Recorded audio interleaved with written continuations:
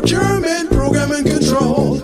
As a small biz pro, so we grow. Using procurement, program and control. I'm a businessman, yes, I'm an entrepreneur. Oh yeah, I'm a businessman, yes, I'm an entrepreneur. Oh yeah, I'm a businessman, yes, I'm an entrepreneur. Good afternoon, everyone. This is the Business Zone with Crystal and the coach Gilbert Buchanan, your small business paramedic. Folks, today we're going to have an amazing show. We're going to talk about that craziness that's going on in Washington, the thing that they call DOGE. It doesn't make any sense. That's the name alone sound goofy. Well, good afternoon, Fernando. I think DOGE is supposed to be, it's supposed to be the Department of Government Efficiency Spending or whatever. But I know what it means, but the acronym just sounds. I know, because it's actually a Bitcoin or a crypto coin. There's a DOGE crypto coin. And so, you know, the man that came up with this is thinking crypto should be the new currency. I'm going to, in the words of Warren Buffett, he says, if there is nothing tangible behind a money product or crypto, is what he's saying. He said there is nothing tangible behind it, so therefore do not risk your money. That is playing, he said that is playing the highest level of gambling that you could possibly do in Las Vegas. See, and most likely you will lose. I'm not as brilliant as Warren Buffett, but you know, just the way this currency thing been behaving over the last few years, I don't think it will be sustainable. I don't think it's going to be the currency at all. I mean, we're still going to use cash, even though they're talking about, we're not going to use cash. We're still going to use cash, man. Cash is king. Cash is king. Yeah, no, I'm sorry. It's too volatile for me. And, you know, from an accounting financial brain, you know, when I use a credit card, I know that there is something on the other side that is called a liability. It's a credit card. It's money, but it's not real money. It's a loan, right? It's loaning you money in advance. Debit, right? Yeah, right, exactly. So when I look at dollars, supposedly there's gold. We got gold reserves in Fort Knox, so that's what the dollar is it's supposedly be backed upon. But it is a tangible item. Crypto and Bitcoin, it's based upon, and this is what Warren Buffett says about it, it's based upon the passions and the influence of human beings only. And if what do you say?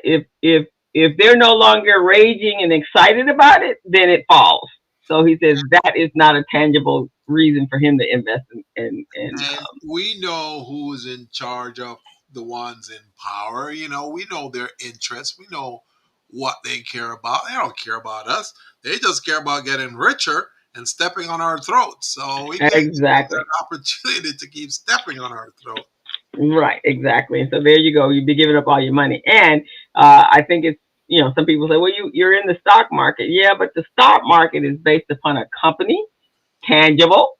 And I actually have access to their financial reports, so I can see whether or not they are, you know, a solvent company. And then the SEC and our whole financial industry is monitoring them. So yeah, no. Yeah, no. And even though the stock market is what it is, I mean, I'm skeptical about putting my money in it because I've had some money since the last 12 months, and I'm going, I'm not putting no money in no stock markets because that thing is volatile, man. It's volatile. Everything that I have invested in is solid. It's day-to-day stuff, day-to-day. I kind of follow, Warren Buffett is kind of like my idol. And so I follow him. And so he the same reason the same advice he gives for starting businesses is the same advice that he uses in order to invest in the stock market. If it's a product that you are using every single day, A and it's commodity. a commodity, and there are numerous of people that are doing it, just like business, right? You want to create a business that you're solving a problem, and there is a numerous number of people that is supporting and will go and spend money on that on a regular basis. So he does things in the railroads and um, what is it? Like paper towel and paper plates. These are things that people use every day. So that's his Soap, toothpaste, toothpaste, things that bath, you have to use every bath day. products, all that kind of stuff. Right. So my portfolio is pretty diverse. I use a platform that does the diversity for me and rebalances it, and so it's not all in one pot. The ones that I did personally, they can they've taken a couple hits, but nothing severe, nothing at all severe. So I think right now my I've only lost like $68. I can live with $68, Hey right? man, I can $68. You can buy like 10 cups of coffee with that.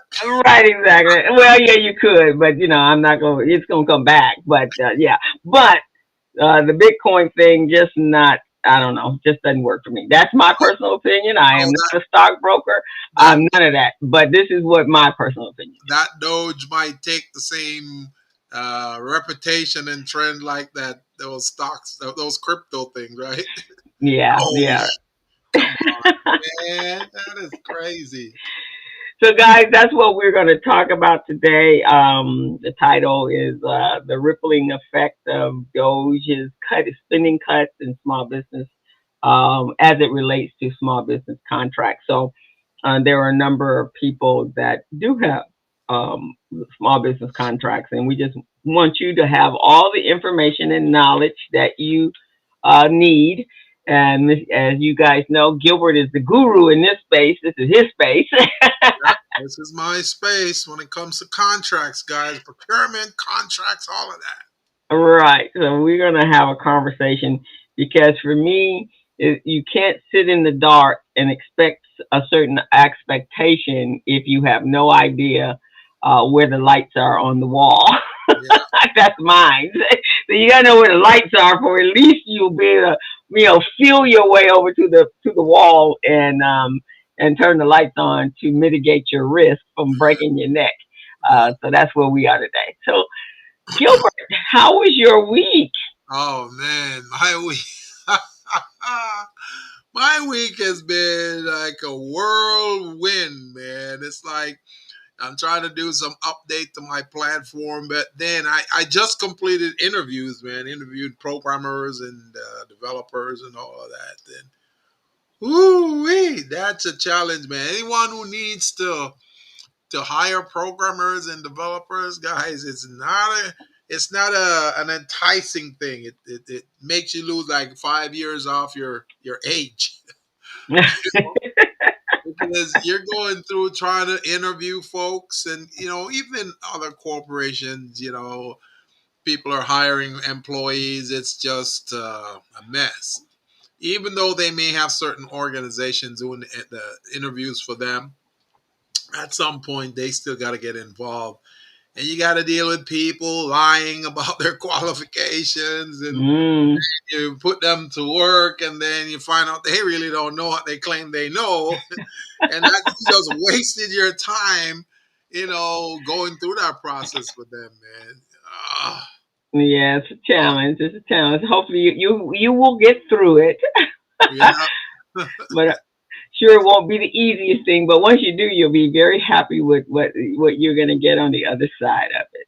So here's what I did. Right, here's what I What? did.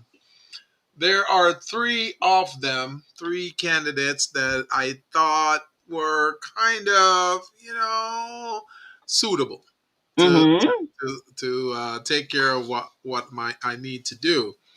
So what I did, I said, okay, I'm gonna hire one for this task, one for that task, and another for this task. Instead of Okay. hiring just one of them, I'll just hire three of them, for playing three different roles. So if I notice this one can't really cut it, it's gone. You know, Okay. got Okay. two All right. left. Cut your losses. So, yeah, so that's how I'm thinking I can deal with this situation. So I don't get left stranded. Because if I eliminate two of the three and say, okay, I'm going to stick with this one guy, and then I put that one guy to work and he can't perform, now I got to go with my tail between my legs to the other two that I dismissed and say, hey, you know what? I want to give you a try after all. You're going to go, I'm not working for you. Yeah, that would be an issue. Yeah. That could be a problem. Yeah, So, so I get it. Good strategy. yeah. So I figure, that might work for me much better. So that's how I'm approaching it right now. There's one guy that's, he's like an OG. He's been in the industry for a long time. So I'm kind of, watching him the most and seeing, Okay. if he can do what I want to do. But that's what I've been doing. I've been working with candidates, trying to get my platform advanced to include some AI features and all of that too. So just to help small businesses, man, because small businesses tend to be stuck in a certain mode. So I want to kind of give them some fuel that will get them energized for this Olympics that's coming up and this World Cup that's coming up too. So they I want them to know they've got advocates here, you and I, and Hmm. our other team members to help them out so they can get to that level, get those contracts, get those opportunities for the World Cup and the Olympics. So that's where I'm at. So how about you? Oh, What's you been? my week was pretty. Everybody is getting rushing to get their financials in place so that they can be ready for tax season, and so that's pretty much what I did over the week. Multiple meetings for that for clients.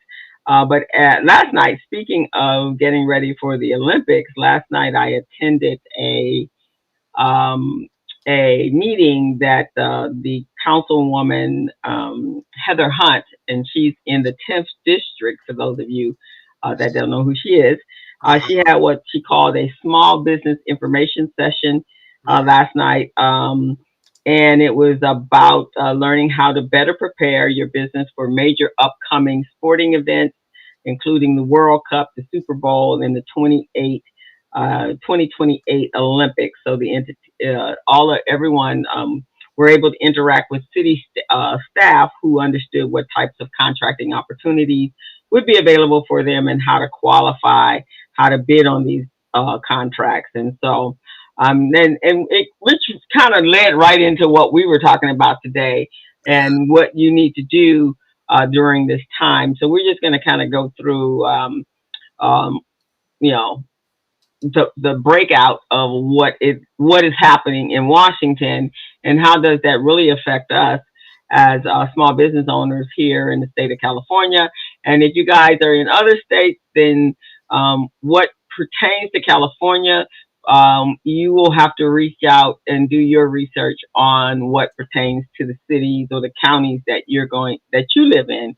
But this is what is happening in the state of California. But most of the principles will uh, um, will apply to anyone, any business owner that is doing contracts with the federal government, whether it's federal, local, or county. And so that's what we're going to talk about today, and how what is going on in Washington D.C. is affecting how it will affect you and how it is affecting the entire country. But before we do that, And hmm, the thing about it is, as small businesses, guys, you may not, you may think that those cuts, those cuts in programs or opportunities, contract opportunities may not affect you, but believe me, it does impact you in one way or another. So you need to pay attention. You need to be on alert to see how that's going to impact you, your staff, your family, and your community. Because It's crazy, some of the stuff that's going on that some of you don't even know about. It's happening behind the scenes, and then it's gonna hit you like bricks, you know. So Exactly. yeah, you want to be able to pay attention to what's going on. An example of what I'm talking about, which we'll talk about in more detail later on, but you've heard of a company called Booz Allen Hamilton, right? Booz Allen Hamilton. Okay, remember Hamilton? They make blenders and Yes, those yes, yes, yes. Booz Allen, those guys, they combine together. So they're one of those big companies that, Also, they merged. yeah, they merged. And then they provide IT government contracts, right? No.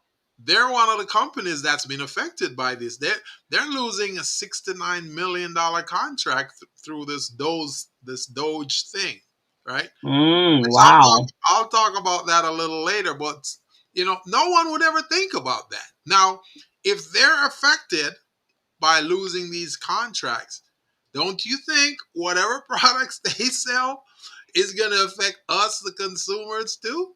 you know, Exactly. so And that kind of ties into what, when we were talking about tariffs last week.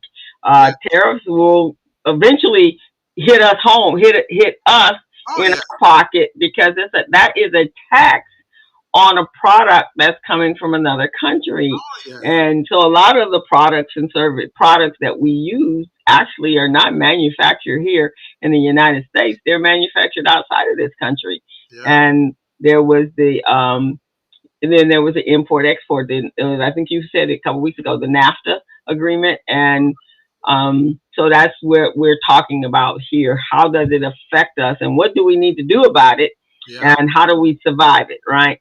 But before we go there, Gilbert, I just want to today, or actually Monday, will be the last day of the month for celebrating Women's History Month. And so I want to give honor and tribute to women, because women too are also under the attack of DOGE and Project 25. And I just want to make sure that women know about our strengths.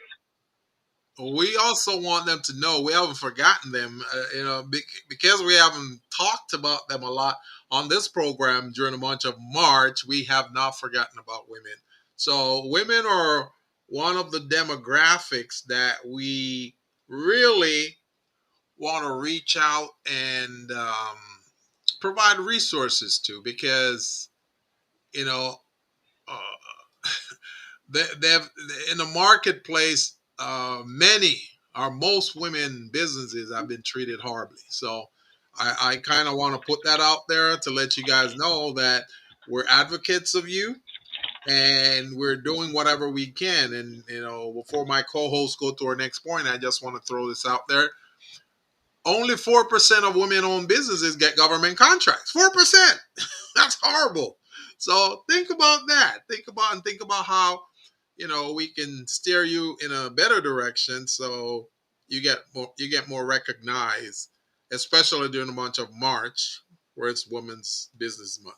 Exactly. And I think with the fact that the Department of Labor and some of those departments that protect the special class of people, which are women and minorities, women are going to be highly affected throughout this next couple of years, because they feel that women should be in the home having babies and taking care of babies, and not out in the workplace. That's a man's place. And so many women may see, at this point, may have to seek being their own employee, being their own boss, in order for them to have some independence. So, but in honor for today, for this purpose, before we jump into our conversation, is so to celebrate Women's History Month, I'm going to recite a poem that reflects on the strength, the resilience, and the contributions of women throughout history. Without women, I'm sorry, nobody would be here. That's the first thing. And the things that women are in a special place because women are, if they're working, they're taking care of their work, they're taking care of their families first, they're taking care of their husbands, their children, sometimes their elderly parents, and holding down the home, and then moving out and holding down a workplace if they're in a place of leadership in the workplace. So for to celebrate women, I'm going to read a poem that's called "The Tapestry of Strength." So, a tapestry of strength woven with grace through ages past, a woman's vibrant face. From whispers soft to shouts that shake the ground, her spirit shines, her legacy is profound. Through trials faced and battles hard won, her spirit soared, a rising, hopeful dawn, and a legacy of courage is etched in time, a legacy of strength in every rhyme. From scholars bright to artists bold and free, her voice rises for all the world to see.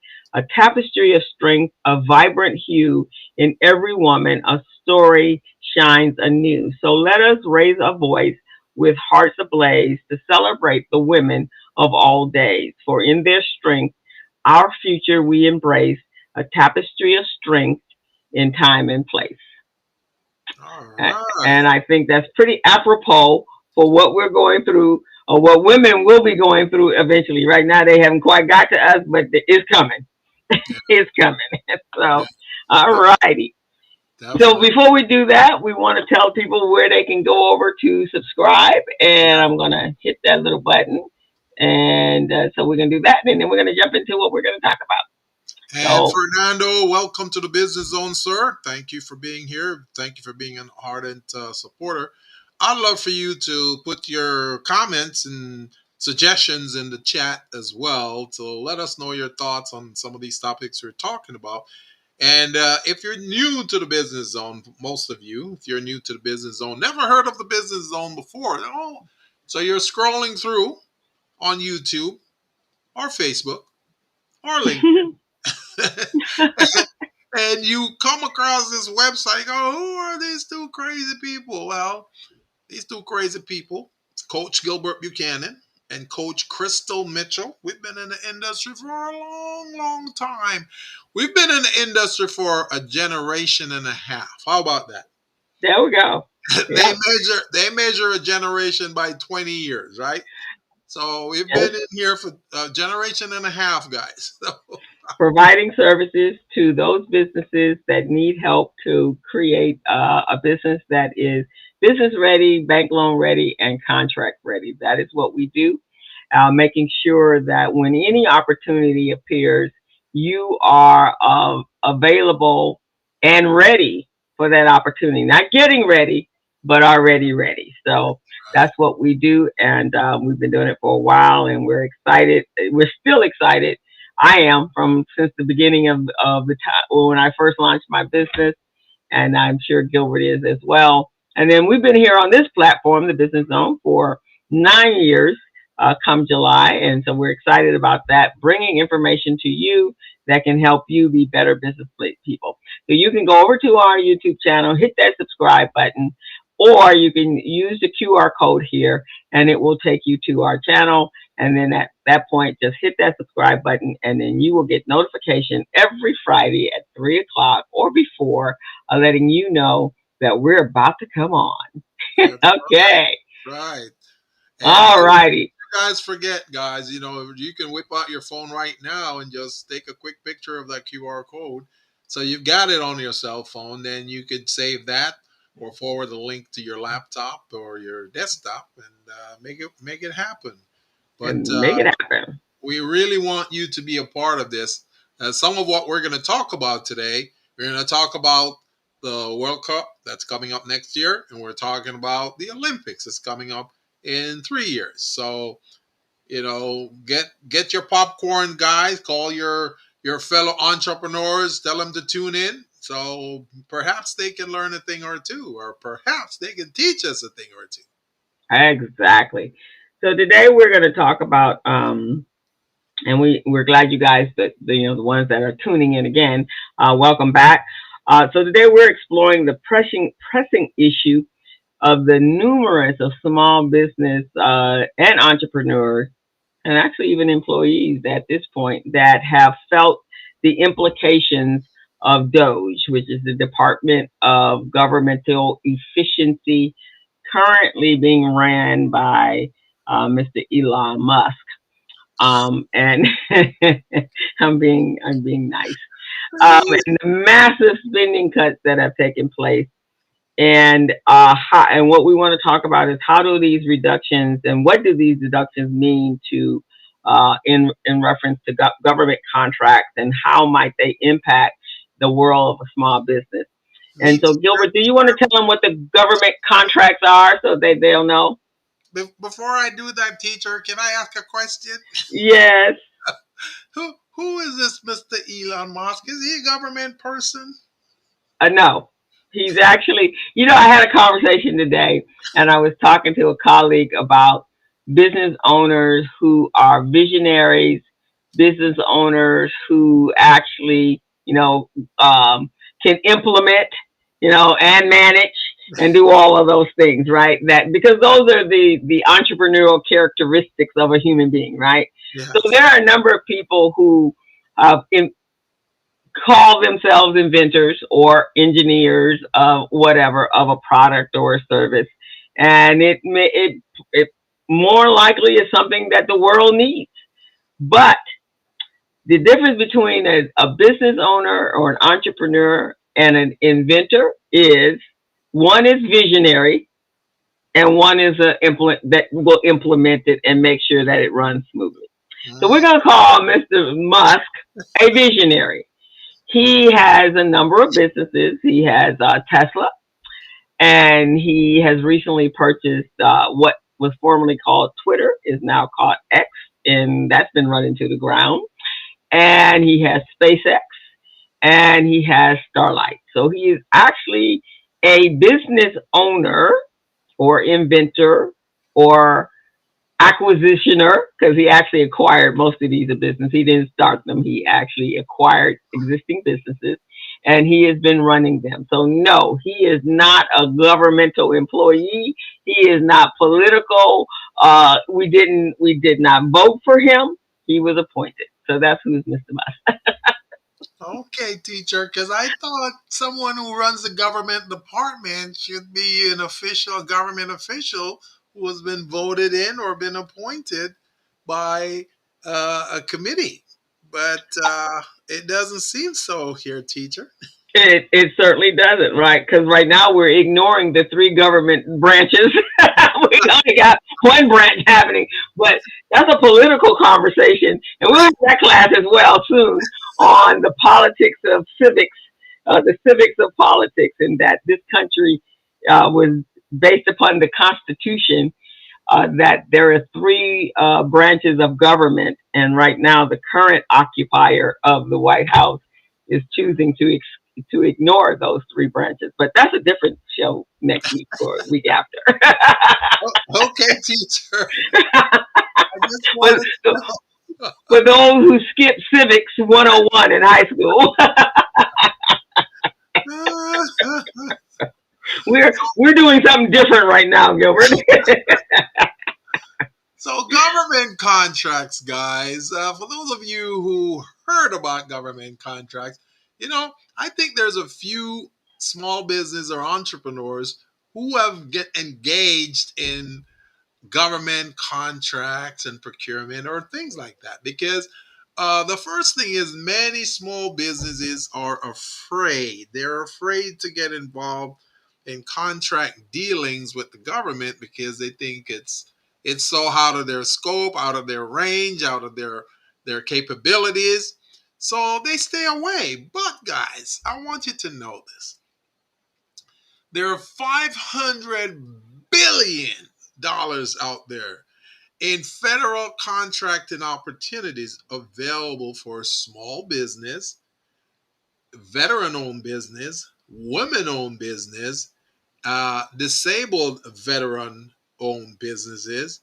And you've got the SBA has a program for small women called WOSB.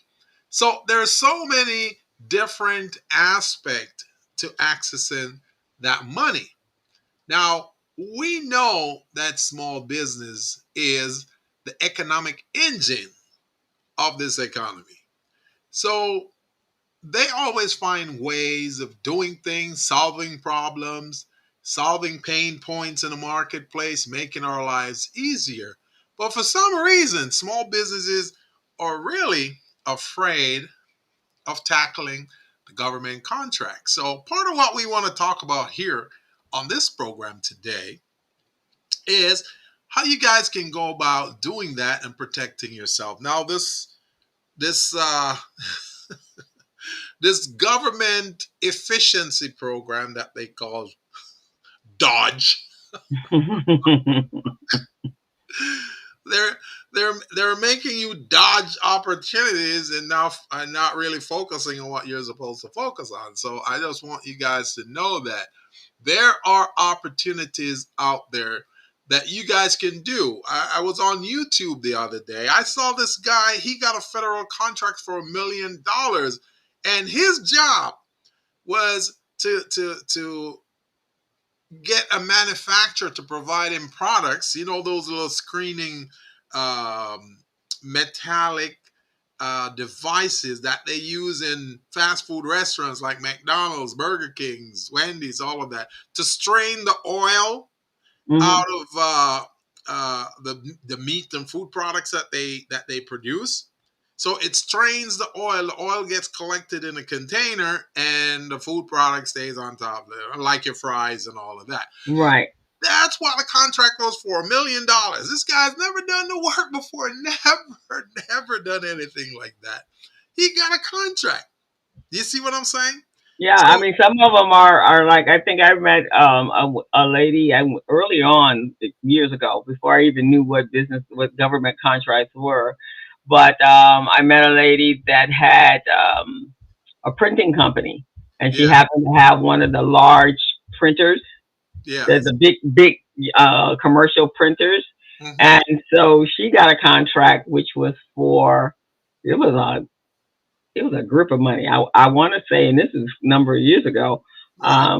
about $3 or $4 million was about how much she made over that time frame when they were building the Getty, and all Right. of the architectural drawings had to be produced and copied, and so she happened to have one of those, and she was the only person that actually applied for that contract, and she got it. She was See, awarded it. that's what I'm talking about. That's what I'm talking about.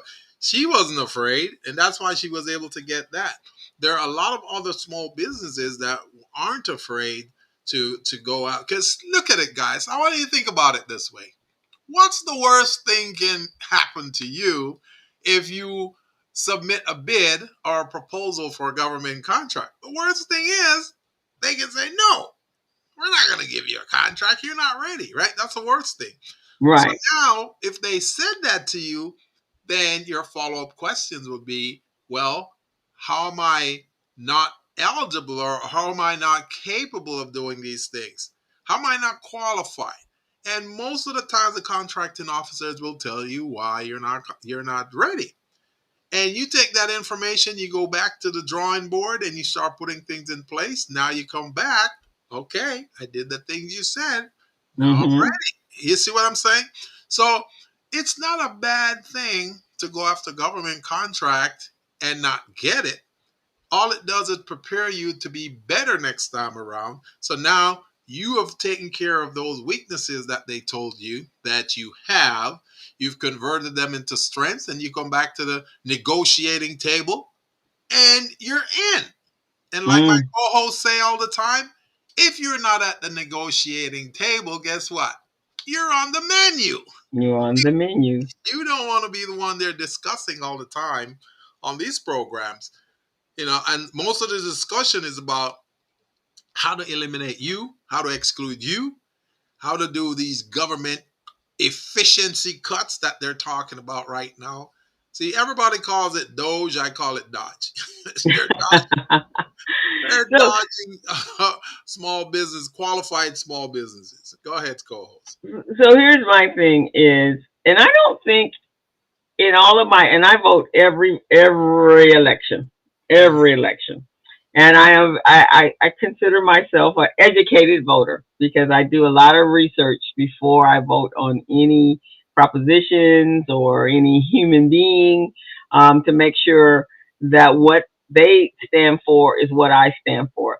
I Mm-hmm. don't remember ever feeling like, and this is me, that there needed to be some streamlining of government operations. Now there may need to be some streamlining of people that are in the government, that are running the government, but I never thought that. I don't think I ever actually voted to streamline. I don't know about the rest of you guys. Maybe that's just me.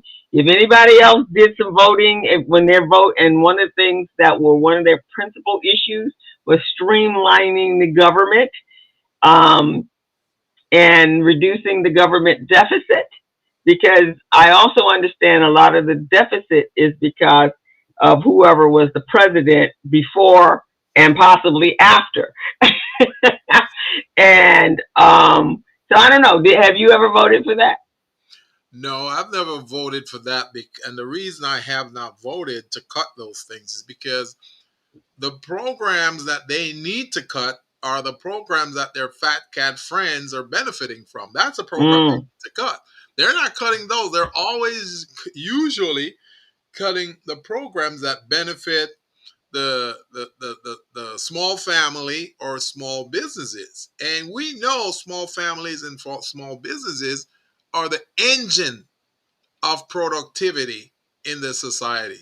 I mean, I don't want to go down this path, but I just want to throw this out there. If you go back to slavery, the White House was built by slaves, right? Most of those mhm. government, most of those state houses in government, right?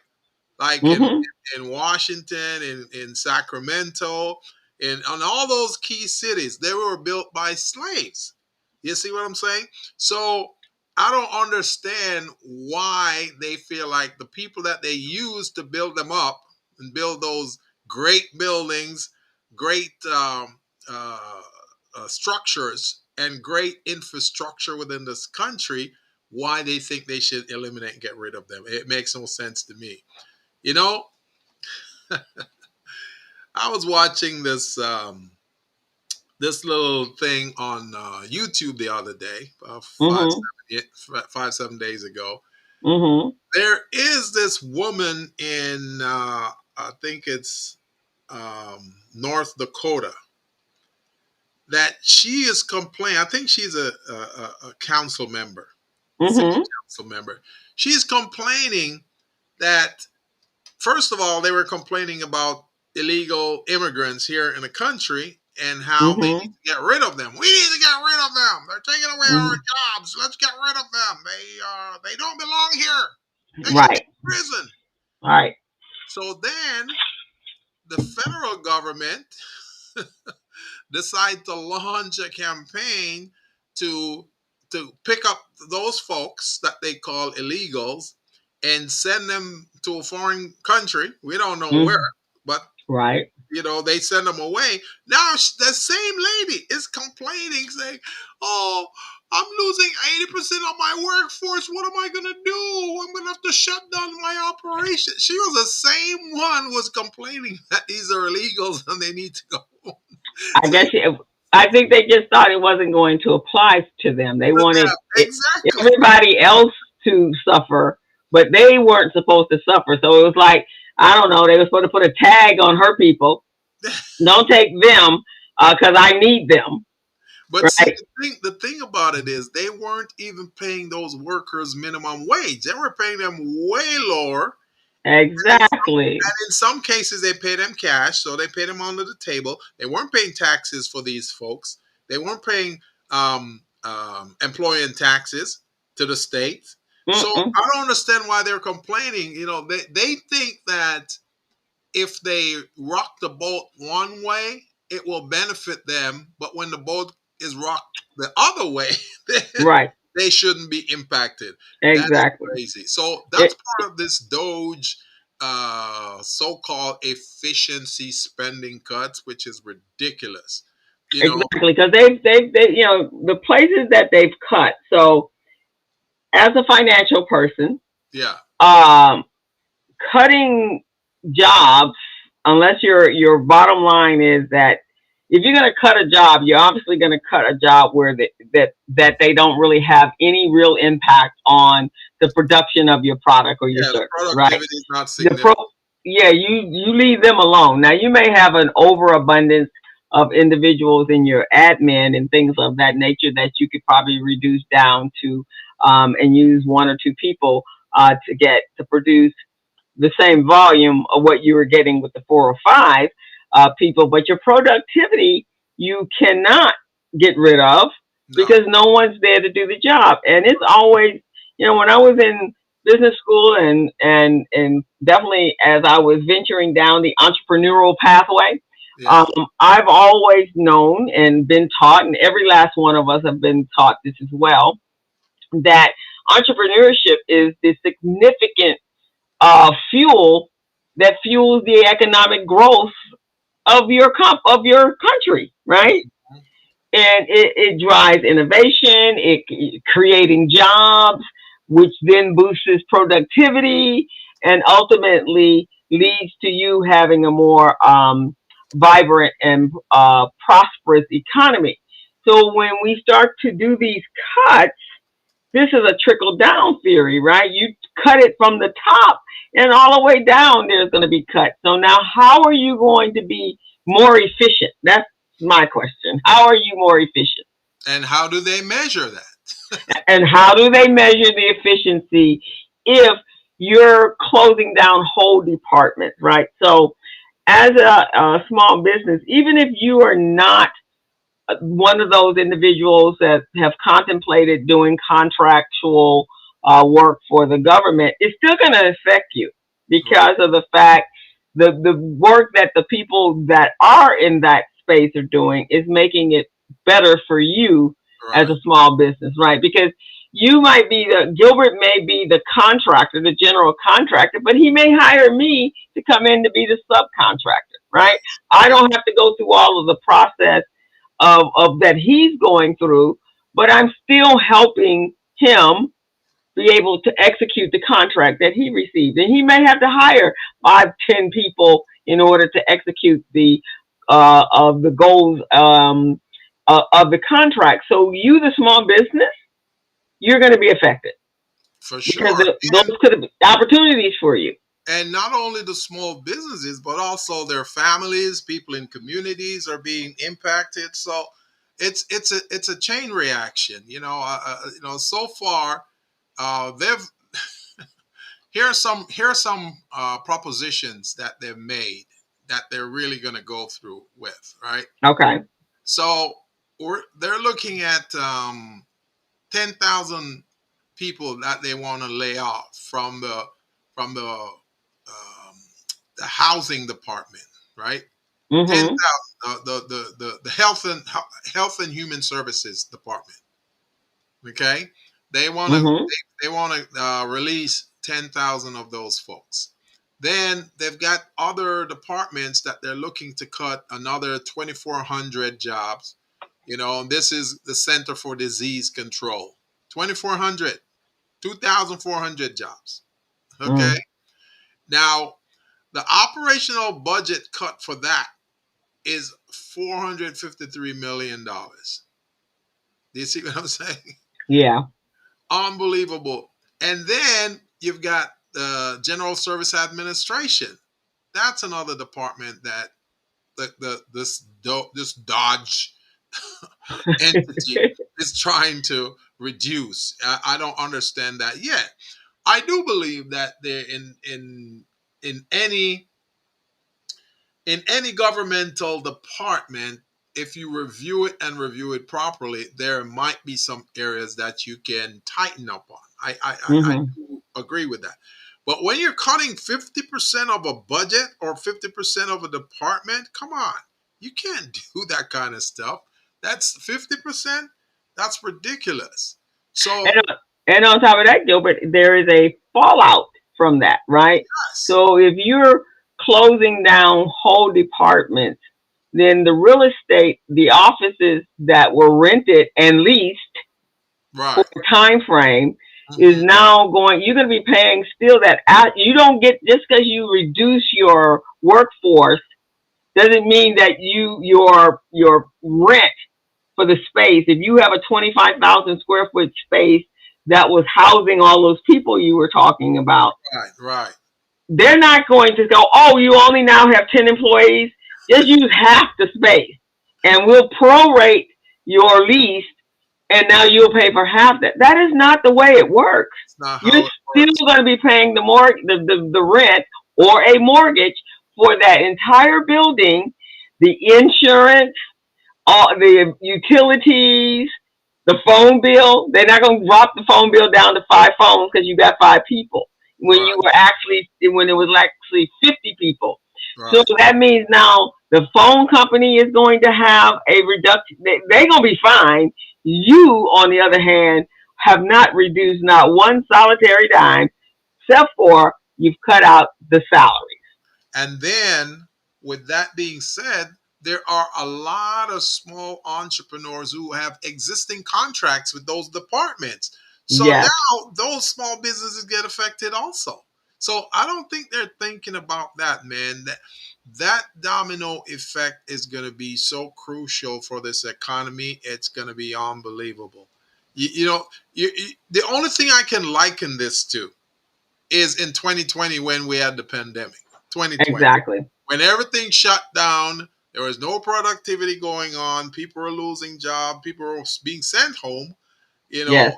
and there is nothing going on. This is reminding me of 50% of that pandemic. 50% with all these cuts going on. You see what I'm All saying? these cuts, and there were a lot of people that were laid off, and then there were people. Then of course, after the monies came in from the CARES Act, um, um, that was voted in by one of the branches of government that exists out there. And then people were able to, okay, let's do remote so that at least business will carry on as usual. But this case is totally, entirely different from that because there will be no CARES Act. Because remember, we're being efficient right now. Exactly. Um, but the areas, and so I know you guys have heard because the roar has, there's certain areas that get more attention or more departments that get more attention than others. But let me give you just the full list. So the Department of Education, that affects anything to do with our children, our babies, our middle schoolers, our high schoolers, Yeah. and our college age students. Grants and loan, the scholarships and the grants that the kids that would be applying for. So the curriculum, uh, teachers, there's After school program. after school programs, all of those fall under the and college under the Department of Education. The U.S. Agency of Independent Development, that is the USAID. This was helping countries around the world, with food and medical care, which United States was involved in NAFTA. So they care about the other countries in this country. We're not a selfish country where we only care about ourselves, right? And that's really where we're going. That's where we're going. The other one is the Department of Defense. That's protection against any terrorist or anyone that is going to be coming here to harm us on our own land. Yeah. And the National Institute of Health, Gilbert kind of mentioned this. This is about health. This is about us caring our health and all the American people, we the people, our health. Department of Homeland Security, again, Homeland Security came about after the bombing of on 9/11 of the 2 office buildings that killed over what I think almost 3,000 people.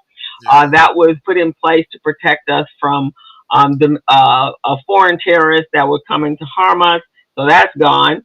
The Environmental Protection Agency, EPA. Now we're going to be the smoke, the smog, the fumes from toxic factories are now going to affect our health. So now we don't have the Department of Health and Human Services anymore because that's going to be cut. So things that's going to take place because the EPA being cut is now you're not going to get the health care that you need. It is Um, crazy. It is crazy.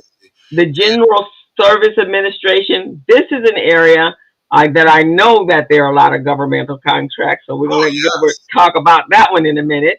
yes, And the Office of Personnel Management, OPM, this is the employees.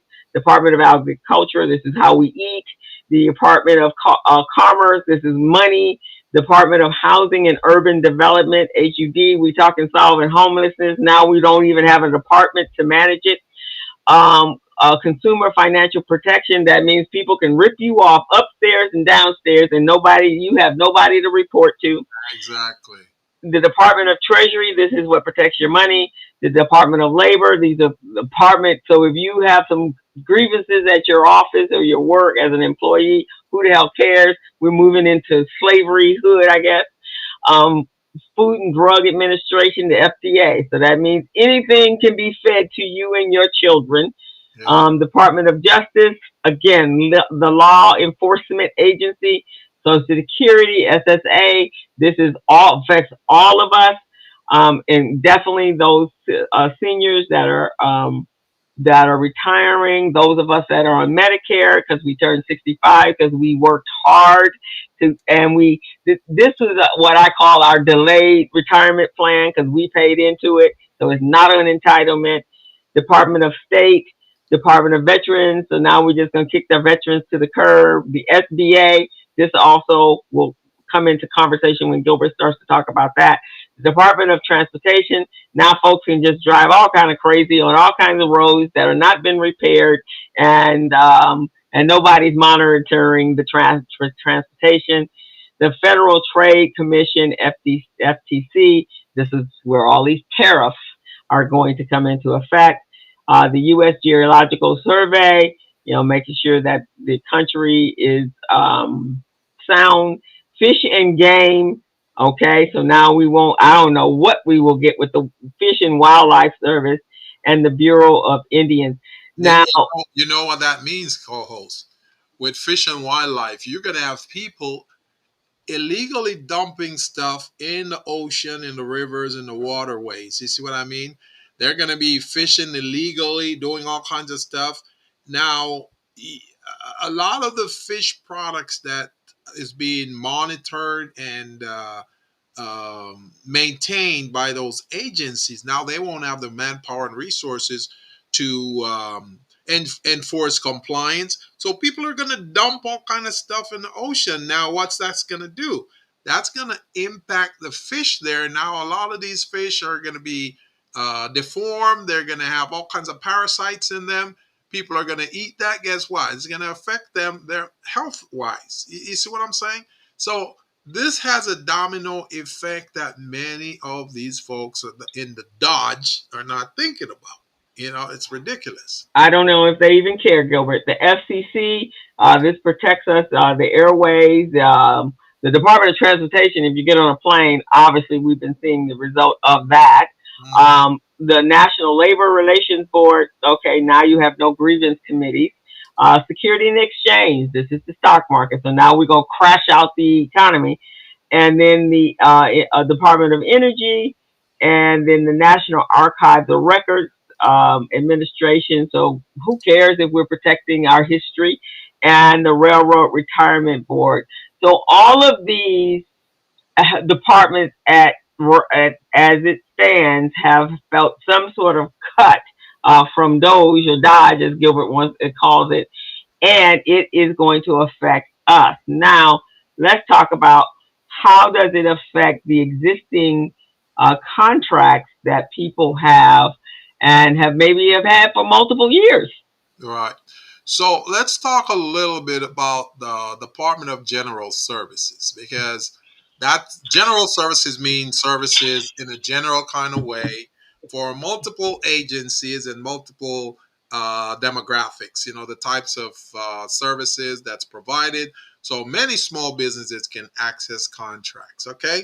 So the GSA, they've got what they call a multiple award schedule, which is the MAS. It's called a MAS contract, which Mm-hmm. which means that once they pre-qualify you and you get in on that list, that checklist, it's like a waiting list, a bench. So when an opportunity come up that fit your core competencies, your scope of work, then Mm-hmm.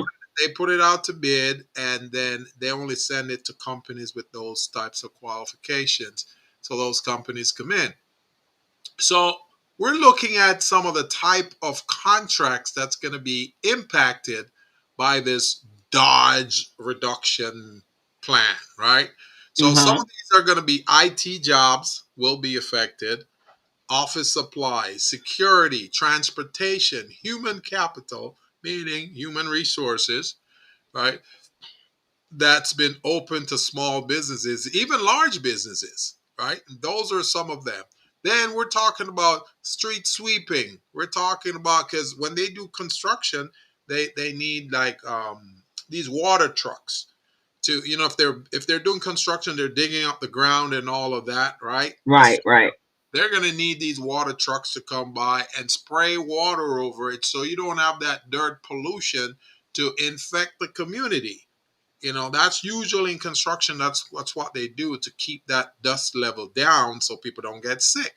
Now, you're cutting out those types of opportunities. Who's going to do it? How is it going to work? How is it going to impact communities? You've got some Mm. of those contracts on the freeway, freeway contracts where you see them building retaining walls. Uh-huh. When you're driving on the 10 freeway and you see them building those big high walls that's about 20 feet high or a little bit. Right.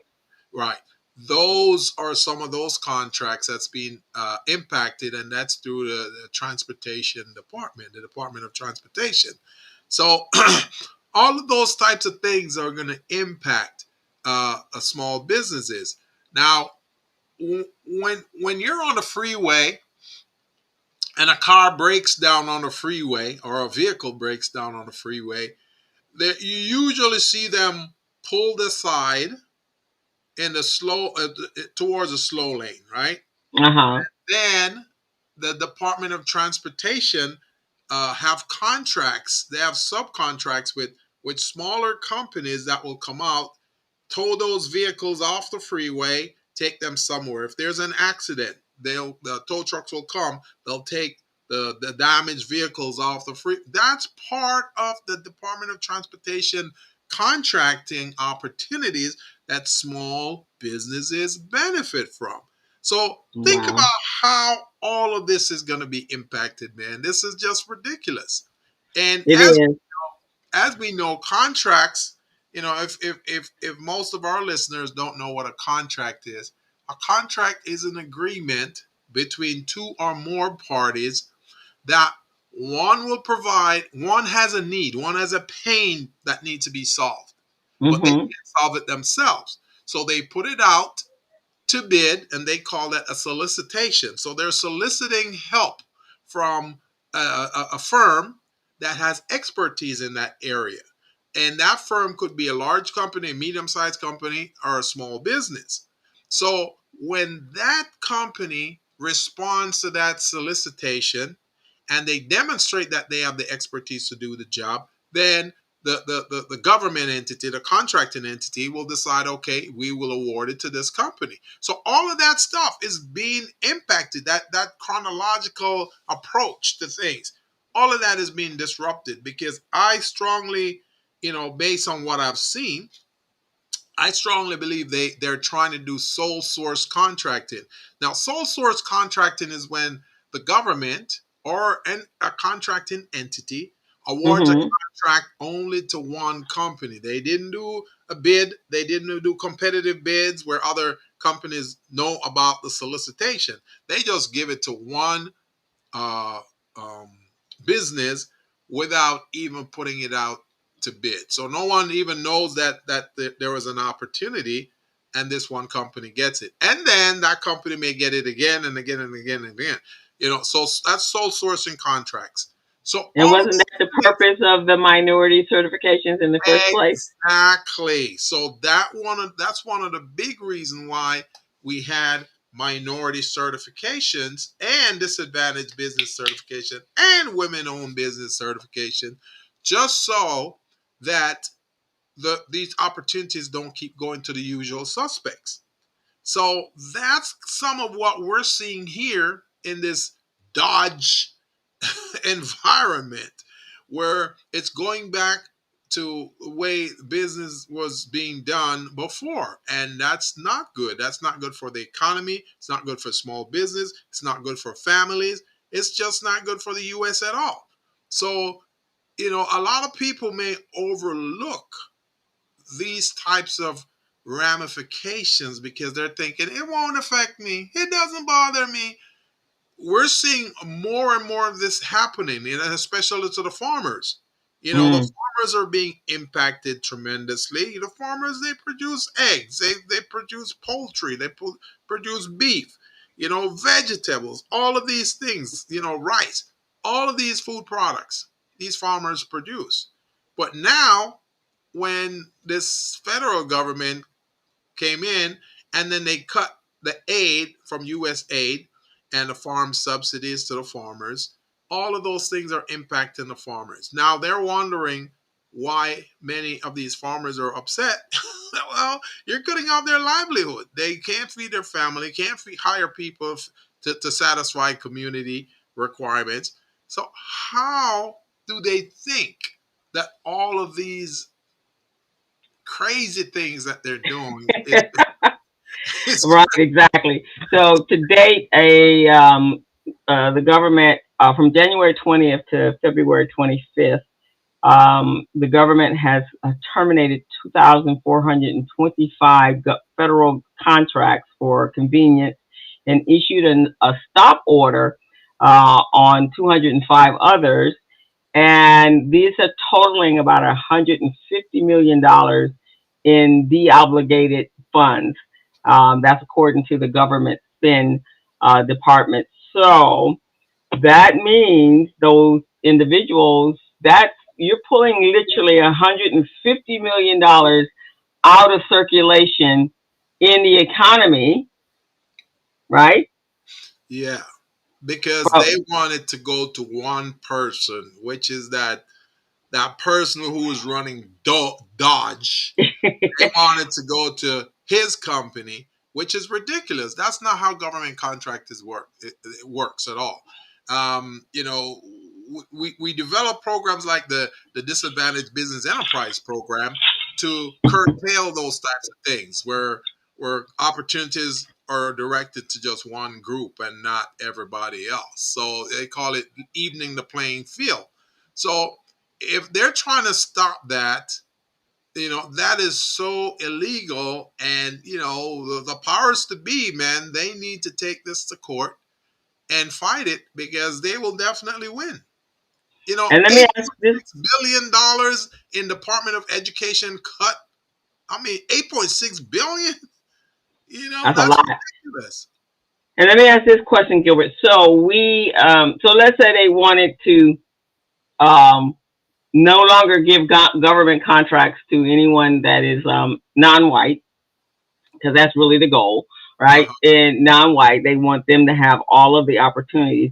But can you tell us, for the minorities that were actually getting these contracts, what is the real percentage between what minorities get and all of the other contracts that are already going to non-white? It's amazing. The SBA puts out they put out a report that is called the SBA scorecard. Mm-hmm. So if you put the SBA scorecard for because they always do it like a year back, right? Okay. So if you put the SBA scorecard for 2024, 2023 is definitely out there right now. But if you do it for 2024, you will see a lot of these types of procurement that's not being honored by the federal government and their subsidiaries. So let's say, for example, disadvantaged business enterprise. Mm-hmm. They're supposed to have about, I think it's 8% of the contracts. Now remember, there are $500 billion allocated Okay. in contract. for these small businesses, right? Mm-hmm. And so far, only a percentage of them are getting what they need. They're not getting everything that's been allocated by the federal government. So even though it says 8%, when you tally up, there are 24 federal departments who prescribe to this program. Mm-hmm. Well, when you tally up the contracting opportunities from all 24 federal departments, Mm-hmm. the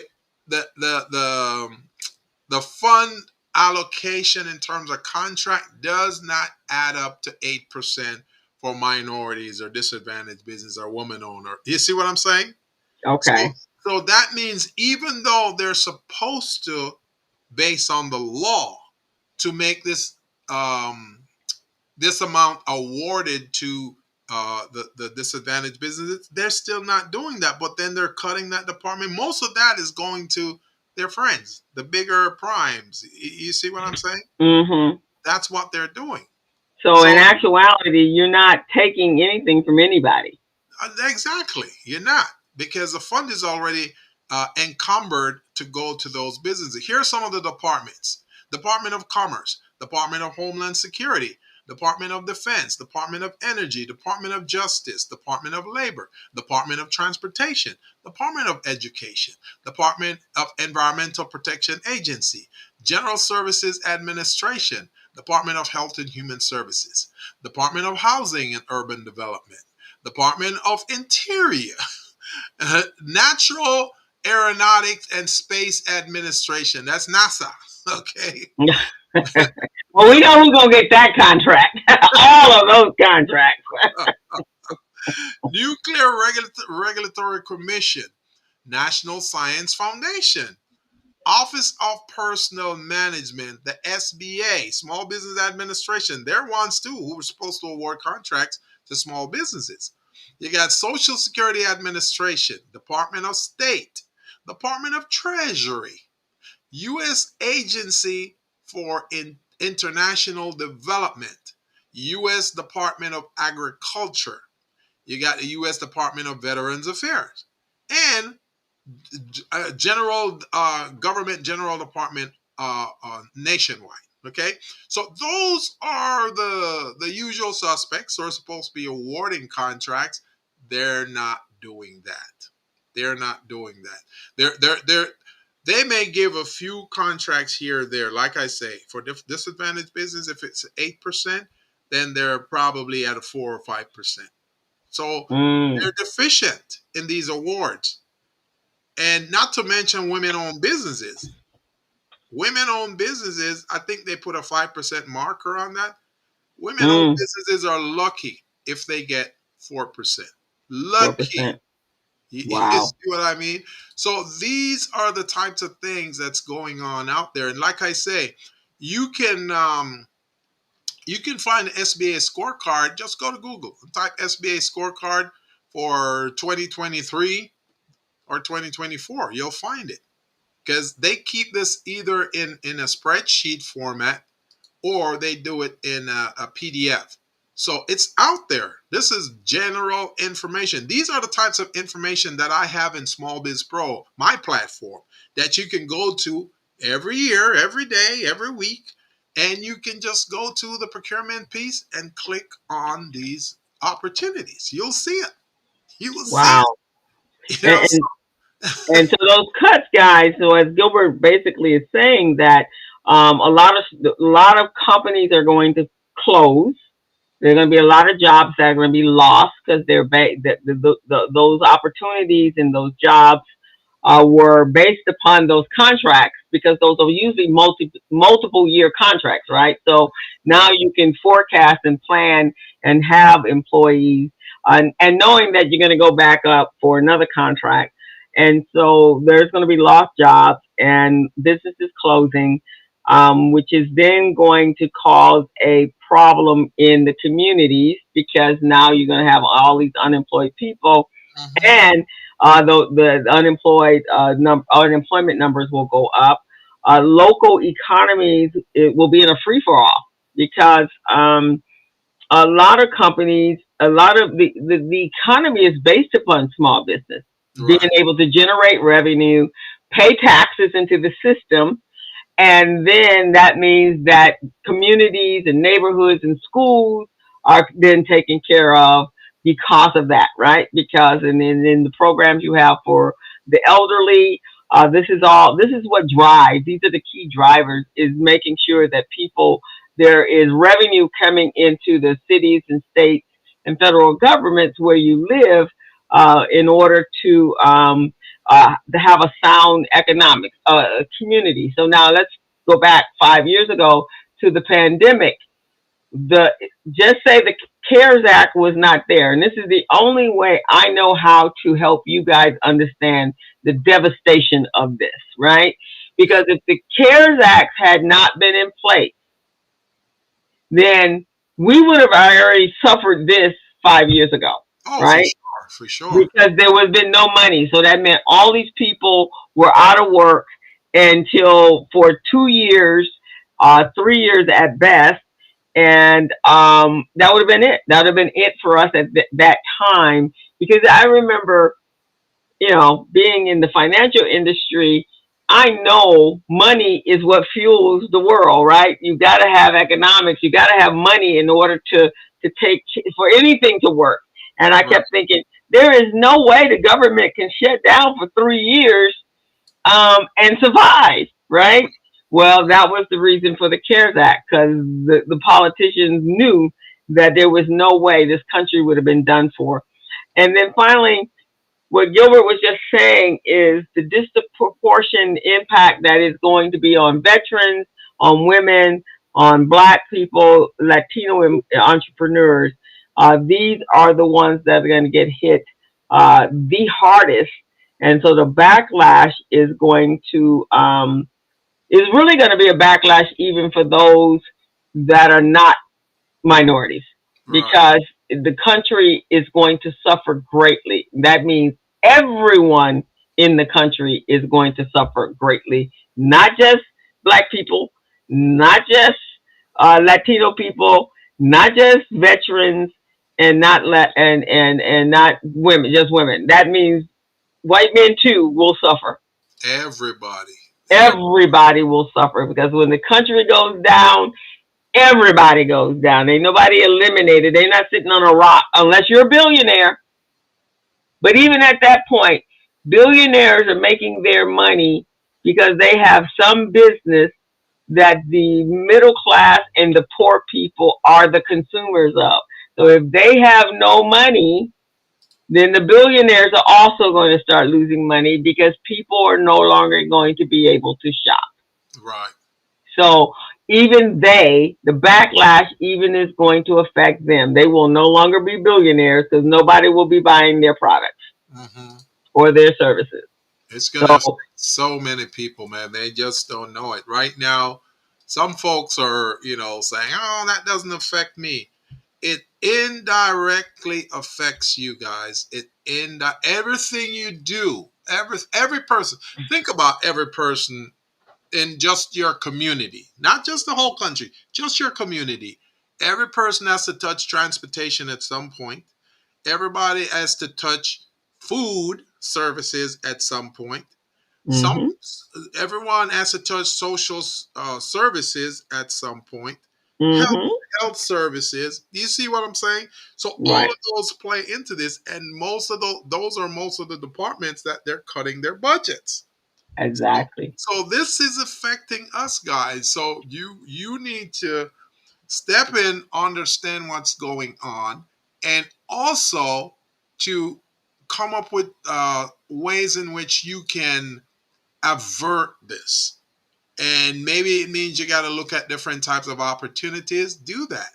But you got to make sure that you protect yourselves and your family and your community from this. If those guys are doing that, then you do business with other countries. And Yeah. last week we did a show on tariffs, and that's doing business with other countries that our government has irritated, and make them place tariffs on your products that's going out that you're exporting and your products that you're importing so you can sell in the country. So you may want to start looking at different countries that don't have tariffs on them.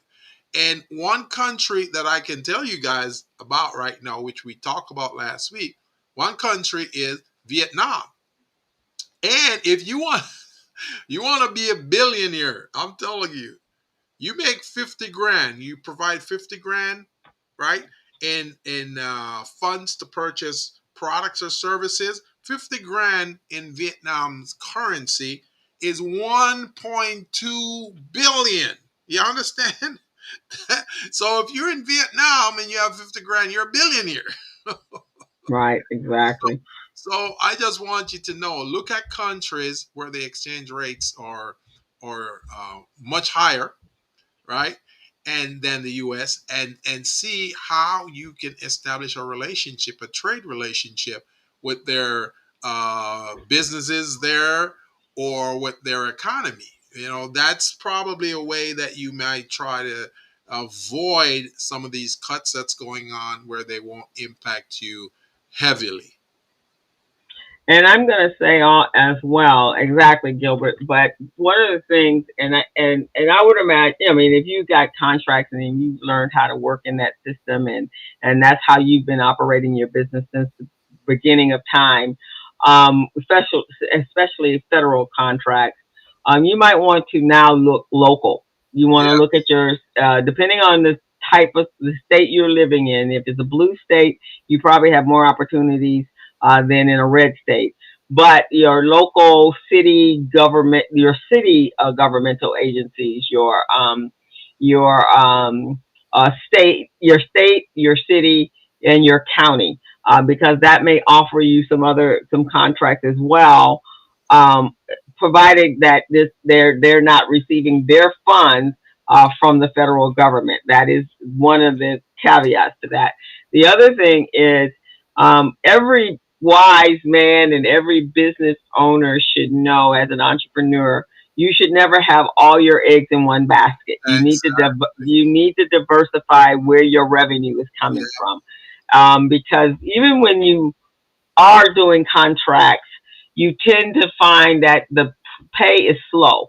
You don't get paid timely, right? yeah, So you want a nice, healthy mix of, as Gilbert says, transactional and contractual. But some yeah, of those contracts can be from a local environment or other organizations that could use your services or skill set. So you want to reduce your risk and you want to make sure you're increasing your stability with your business. So, and that there's always growth potential. So you really truly want to look at and do your research to find out other ways that you can generate revenue and have multiple revenue streams coming in order to make sure that you are not finding yourself and your company having to go out of business. So this is that time we need to really look at what type of clients that we're doing. We need to know what the market conditions are and the fluctuation. But we've talked about this, not this year, but in the previous years, doing your what do you call it? Your SWOT, right?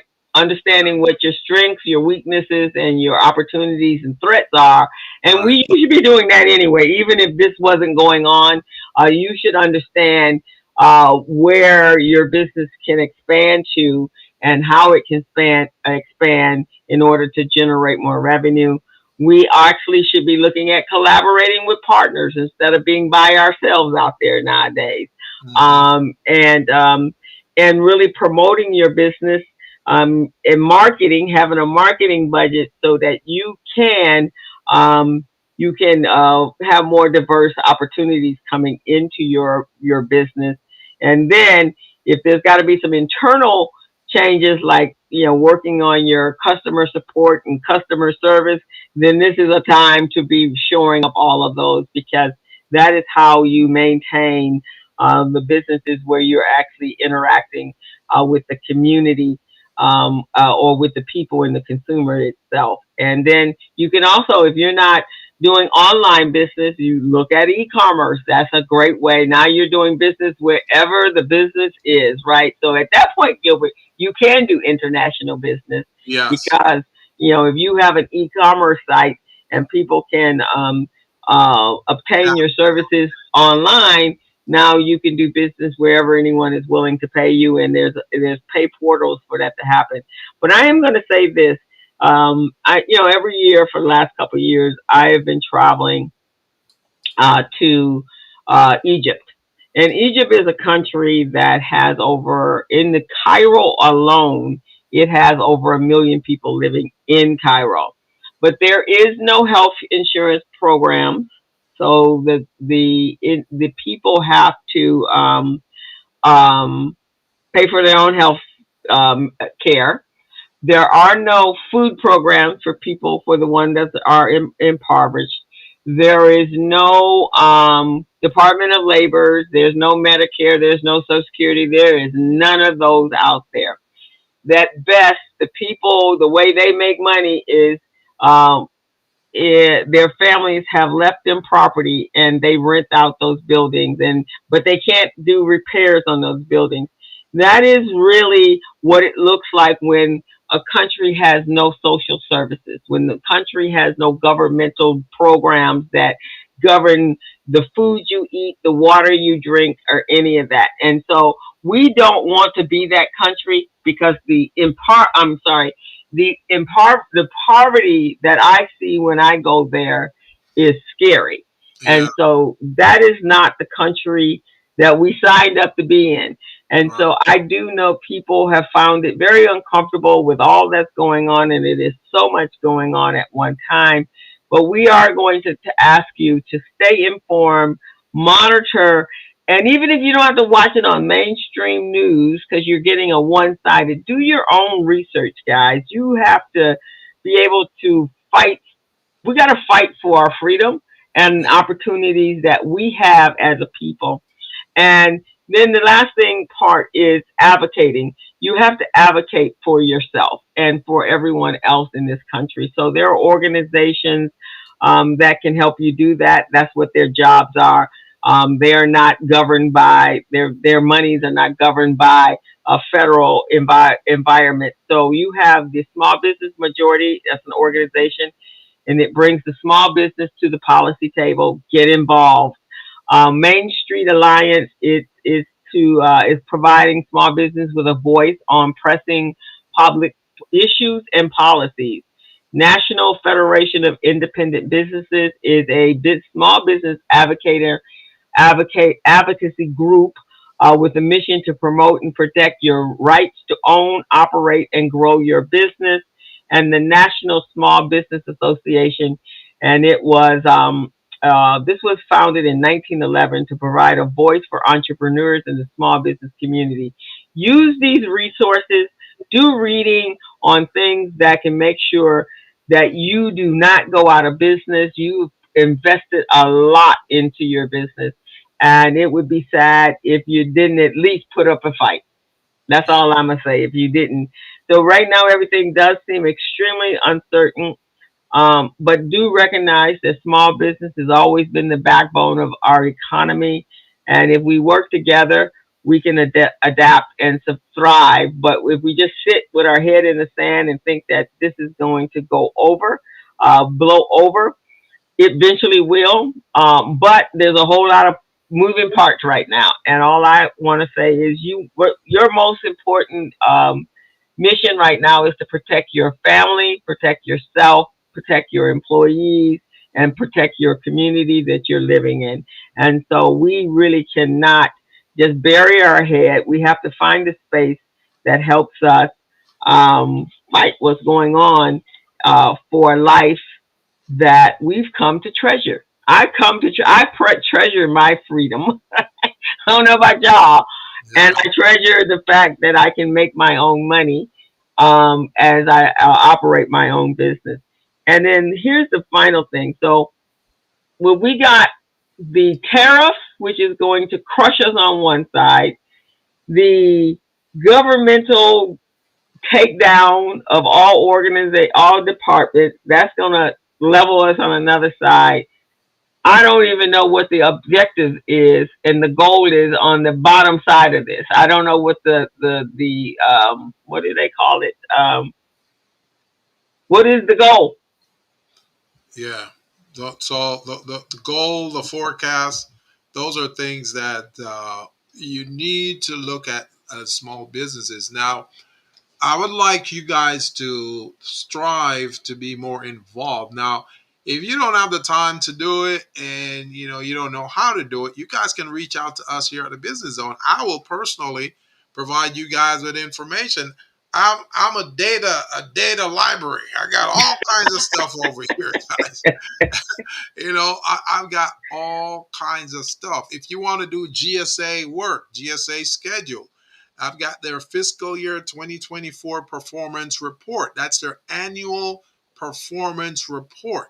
And that's for 2024. And that will tell you how well their departments have performed. They have goals that they need to achieve, but many of them are not achieving those goals. So that's where you guys come in to say, hey, we're qualified.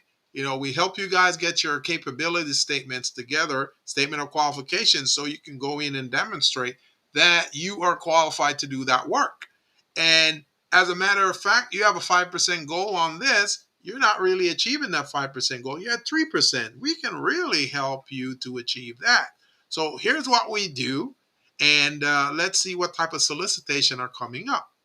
So these are things, guys, that I want you guys to take a look at and go after it, because these are really, really real life opportunities for you guys. This is going to be amazing. This is going to be amazing. So let's get this thing going for you. Let's get you connected. Let's get you guys prepared. Let's get you contract ready. Let's get you business ready, even loan ready, because many of you guys are going to need a line of credit. You may or may not know this, but when you go after contracts, you got to have some money ready to roll out, to hire people, to buy materials. And some of the times you don't have that kind of money. So what do? You go to a lender and you try to get a line of credit. So whenever you generate sales, you generate revenues, you take some of that, put it back into your line of credit until you pay it off. You want to make sure you pay that off within the year. You want to pay it off within 12 months so that you don't really get penalized. And then when the lender sees how well you're performing, they will be very likely to increase your amount. So if you're at, say, 50,000, they'll be very likely to increase your amount to 75,000, 100,000, quarter of a mil, depending on how well you're performing. So you guys, meet with us. Let us give you a quick consultation. Myself, our co-host Crystal, we'll give you a quick consultation. I'm telling you guys, we're not like the usual suspects, usual consultants, where we call you in to give you a consultant consulting services, and you walk out of there feeling the same way you walked in. No, you're going to get some results, immediate results. We're either going to show you where your deficiencies are and give you a strategy as to how you can improve on that. That's a win right there already. As opposed to you not knowing exactly where you're weak and how to go about it. So keep that in mind. I have the fiscal year 2024 annual performance report here by the General Services Administration guy. This will help you. For those of you who do IT services and you do other services, other professional services, reach out to me, because this document will help you. This is a 29-page document. It's got all kinds of information in here. It's looking from your core business offerings to your value proposition, all of those types of things. And all of these are federal acquisitions.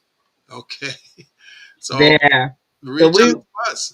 so reach out to us, guys, because we truly we want to hear from you because and we have opportunities. So I do a lot of coaching for other organizations, and so if cost is the issue, then we don't know that until we talk, right? So we need to know. And one of the things, as Gilbert says, you have to be ready, right? You can't be getting ready if an opportunity does present itself. So making sure all your financials are in place, making sure you meet all of the qualifications, and Gilbert and his program, Small Biz Pro, can help you do that. We will put the information in on YouTube's in the description of a lot of the documents that we used when we did our research. We'll add those there. You can check them out for yourself. And then we can give you a link to a Small Biz Pro, and Gilbert can, and you can reach out to him. And if you're interested in getting that back information and also seeing what opportunities are available, the Small Biz Pro does local as well. Oh yeah, Small Biz Pro. You've got it is locally. It's got nationally, international. All of those things are there for you. So if And you want, and if you're not sure about anything, you just call. You co-host. You want to put my phone number there in the chat so they can have this, I and definitely can. my And we, email as well, because I believe so much in what we do that I'm willing to give you guys my personal email on my personal cell phone. So reach out to us guys so we can help you. okay, so let me give you his go for that. The Buchanan Group. And so, reach out, because this is a time when you may never have used a coach before or a consultant before. This is that time, because we are very concerned about what's happening and why it's happening, and so we are collecting information. We're making sure that our business community stays whole, or at least get the least of effect of what's going on in this world right now. But you cannot do this by yourself, and we don't expect you to do this by yourself. But we do want you to know that you're not in this by yourself. You do have people that are very concerned about you being successful, because it affects it affects our business world. So there's Gilbert's information. You can reach out to him. Um, and share your thoughts. You can go over to YouTube and you can ask questions over there, or we also stream live on LinkedIn. So if you found us over there, ask your questions also on our Facebook page, and we will get back to you. And so, guys, this is going to wrap up our program today. We do know that DOGE's spending cuts are raising some very challenging questions and pretty much are scaring you half to death, because all this stuff is coming at you at rapid force. And so you have to find some sort of continuity so that you can hang on to your hope. We don't want you to just give up hope. We want you to stay inspired. But I do know the only thing that makes me feel secure if I got information. If I don't have information, if I can't get the questions to my who, what, where, and why, now I'm feeling like I'm in a loss, like I'm out in the desert, and everything feels like it's hopeless. But there is always hope. So we want to help you be able to navigate this very interesting business landscape that we have found ourselves in, and what we can do to help ourselves. So Gilbert, anything you want to add to that? And I just want to throw out there, guys. Many of you may be nervous about approaching government contract. Please don't. You got two solid coaches here that's going to hold your hand and guide you. You don't need to be afraid anymore. You got resources here. Also, you're all going to need a capability statement, a professional capability statement that can put you in front of these contracting officers and keep you in front of them. So reach out to us. We can help you generate those winning capability statements so that you can go ahead and do what you need to do in terms of trying to get opportunities for you, your family, your small bit, your employees. So reach out, guys. All righty, guys. So that is our show for today. For those of you that are seniors and you're not sure what's happening as far as Social Security, check with AARP. They are an amazing source of information and resources that could give you some assistance there.